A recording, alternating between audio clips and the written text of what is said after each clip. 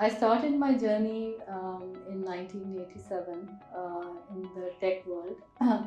Somehow, after doing my MBA, I landed my first job in a technology company, which was NCR Computers at that time. It was an American firm.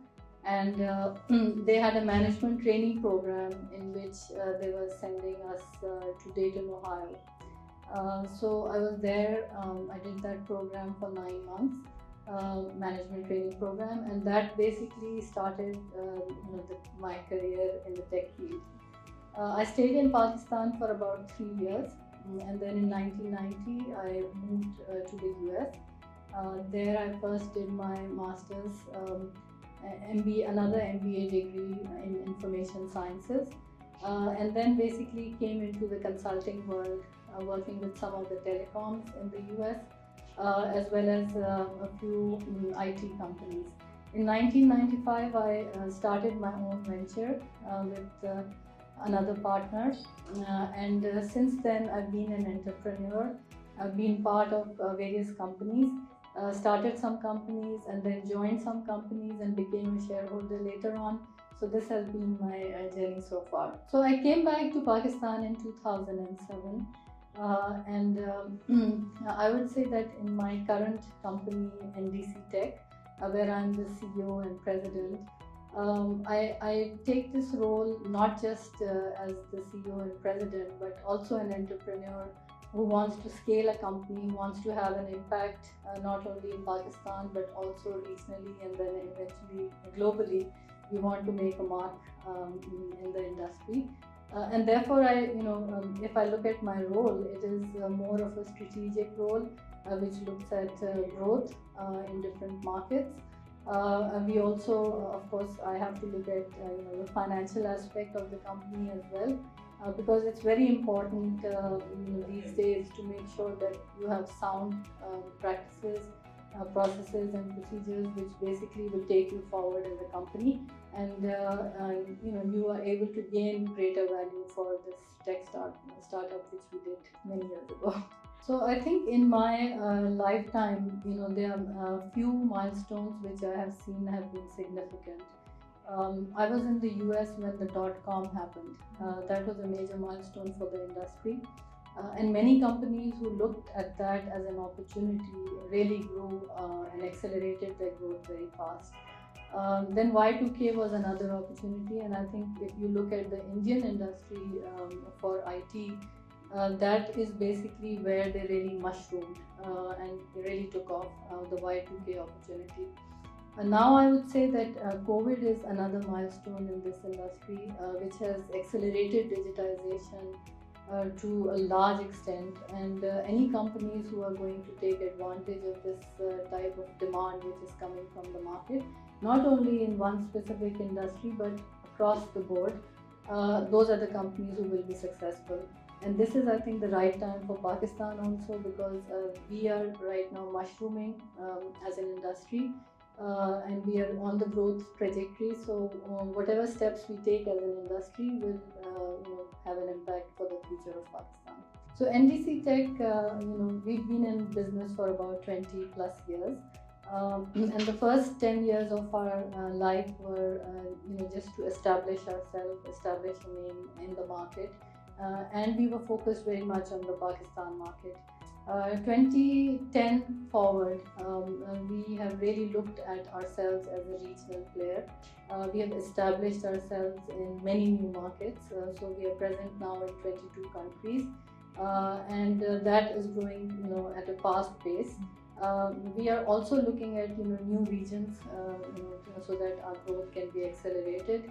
And we also, I think for us, one milestone has been that our principal Terminos recognizes us as a key player in their growth as well. And that is one of the world's largest financial services software company. So we see ourselves that just by being present in that niche and growing in that market has given us such a trajectory. So what we see is that if we look at this growth and then combine it with some of the other factors which are there on the demand side, then this can be significant.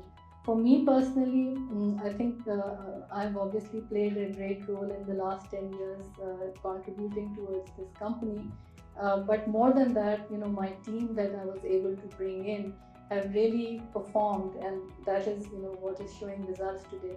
So when I got a global award last month in November in recognition for leadership excellence, that was, they looked at two aspects. One was that leadership excellence in terms of the organization, how this organization has gone from what it used to be to where it is today, as well as making an impact in the industry, which means that all the customers that we have been able to gain in this industry have really talked positively about our company, about what we have been able to do, and me as a person, they feel that I have contributed a lot to making this industry where it is.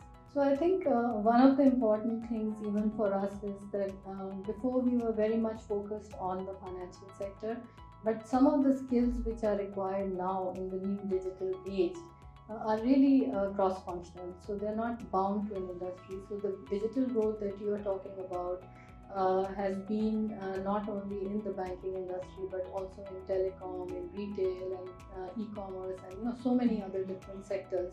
And what we see is that the kind of talent that we are brewing within our company is going to be a cross-functional talent. It's not going to be limited to banking only. You also know that banking itself, from what it used to be traditionally, is changing now. There are new challenger banks coming in, new digital banks coming in, and those banks are not the typical banks who would come from a background of doing traditional branch banking. But these banks are coming in with maybe some expertise in telecom. Some of these banks are coming in with expertise in retail, in e-commerce. And that is what will change the game for us. So for us, we need to be ready for that, and we feel that this gray areas between industries will help us to grow our company also with the kind of expertise that we are building now. Yes, so I think two things have helped us. One is that when the Delta variant happened in India, and then of course COVID started with China. Every company who had done outsourcing in these major two countries really looked at their risk profile and said that okay, we have everything vested in one country, and that's a big thing that they need to change.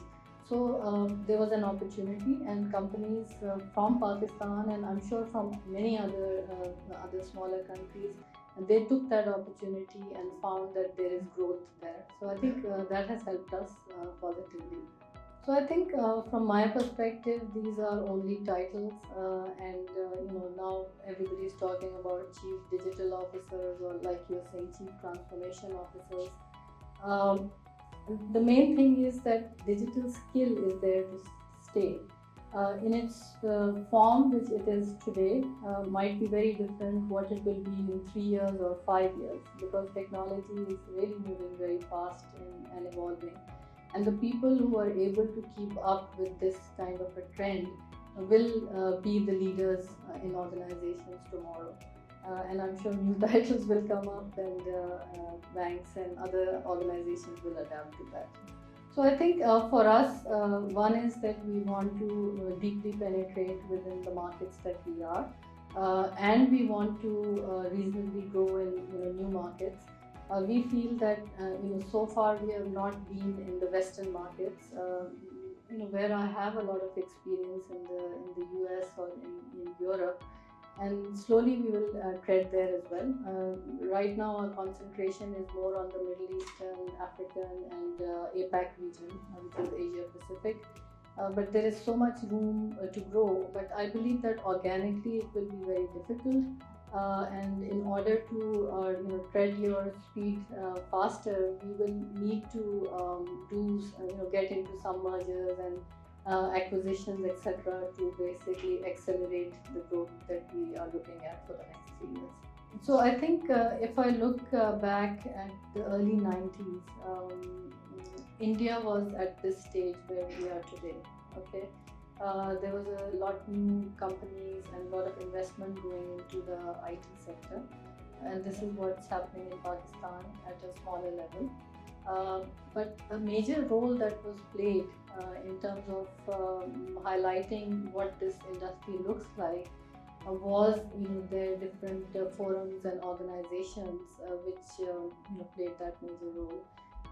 And if I remember a visit to Chennai and Bangalore and Hyderabad, three cities that we went to when I was in the US, to look at some prospects of what India has to offer. And all these three states were competing with each other, and they all invited us and they wanted to sell to us why it would be better for us to look at their state versus the other. So I think that kind of mentality is really needed in our entrepreneurs in Pakistan and our government sector, where they basically feel that they are competing for the right of investment in their state. And they were hungry for business.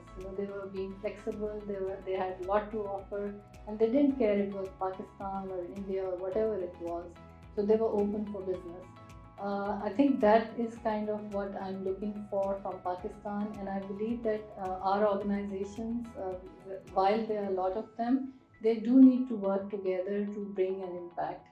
That is the part which is missing, because each organization has their own agenda and they're working towards something, but in a broader picture there is nothing which is actually driving the strategy of Pakistan. I think the main thing is that we need to highlight our successes. There are many companies who are very successful in various markets. That's the hidden secret that we don't want to talk about, because I think as a nation we are always very individualistic. And I think you have seen that in the tech sector also, because of the mushrooming of so many freelancers. The reason is mainly because there are no companies which can actually take those freelancers into form of major group. So I think what we need to look at is that highlight the success of the various milestones or the things that our companies have done at a brand level. And then make those success stories the fuel for growing in different markets. Since of working in all continents almost throughout my tech career, and what I have seen, what is common, is the glass ceiling that is there. I think even in the US, I felt that was very much there. In these markets, of course, it's there, but partly we do also have women to blame, because a lot of women, they do good education, they top in universities and everything, but a very small percentage actually take it to a serious career. So that one has an impact that needs to improve significantly. The other thing is we don't have enough programs to bring back women into careers as well. Because I think it's a given in different societies that women in their early marriage years and when they are having kids and all, it becomes difficult for them to continue in their careers. So, but we need to give them an opportunity to be able to come back. So that also needs to be driven as a special thing. For me, this is a cause which we are working on, to bring back women who initially went into careers but then had a gap of 8 to 10 years or maybe less. Now want to come back because their children have grown up and they have more time to give.